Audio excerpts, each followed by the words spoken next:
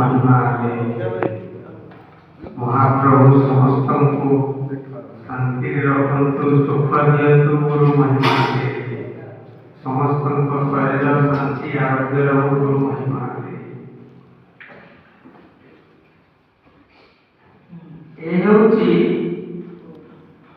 जहाँ पूर्व अनुभव कले महिमा माटी गुरु महिमा स्वामी 1874 जोरंदा शेष ब्रह्मधुनी स्थापन कले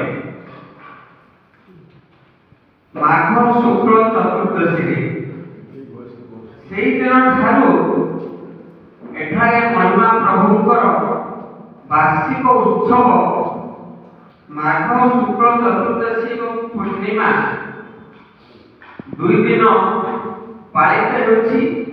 एबे ताहा आउ गोटे दिन को अधिका बढ़ीगला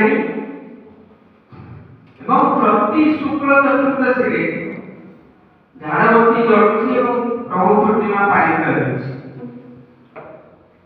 माघ शुक्ल चतुर्दशी लक्ष लक्ष लोकंकर स्थान को समागम होछि एवं प्रतिदिन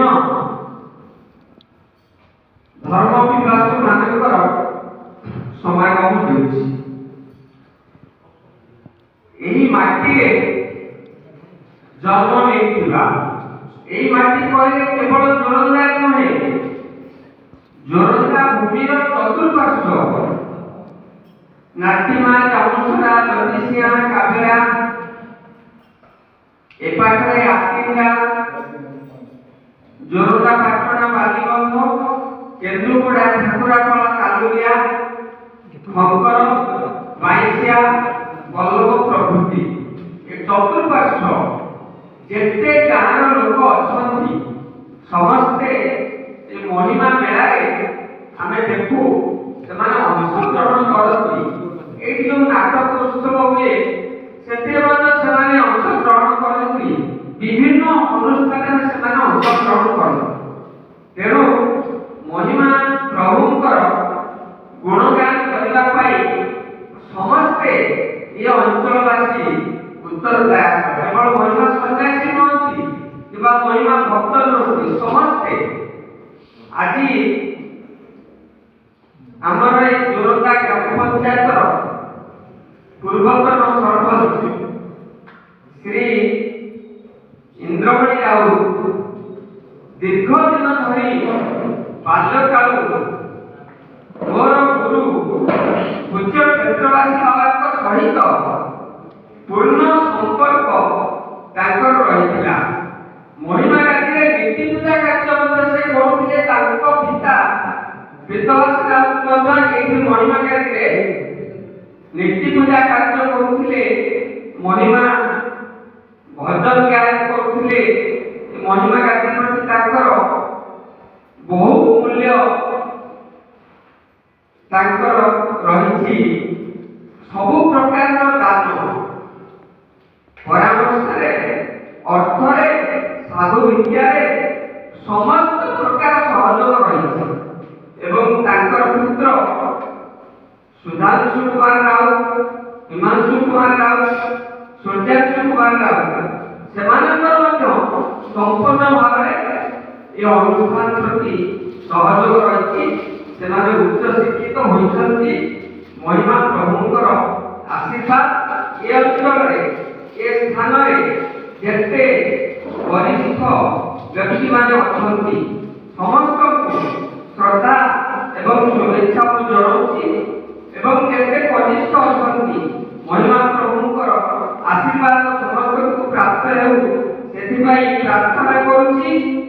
सुधांशु बाबू मते साक्षात हेकि समल बाबू तांको सहित मिसिक साक्षात हेकि एठी साहित्य संसद ये गठन करने जो परामर्श देले मो संपूर्ण भाव सहमति प्रकाश करुच्ची।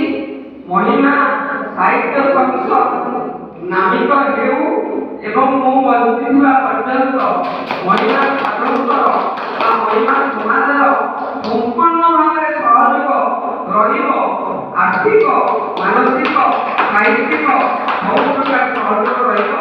ये जो महिमा साहित्य संसद एठारे गठन करा जाउछि केवल महिमा प्रभुंकर गुणगान नुहे, एके शिशु साहित्य रहिबो, लोक साहित्य रहिबो, आ विभिन्न प्रकार साहित्य रहिबो। एके ओडिया भाषा सहित जे संपूर्ण भाव उच्च भाषा देवनागरी भाषा सेठिरे मध्य कविता एवं लेखा मध्य रहिबो। समस्त प्रकार लेखक माने जे अंशग्रहण करबे। इंग्राजी साहित्य रहिबो, राष्ट्रीय भाषा हिंदी साहित्य रहिबो। सब प्रकार भाषा रे ए साहित्य समृद्धि हेइकि सुधांशु बाबूंकर प्रचेष्टा रे या आरंभ हेउ।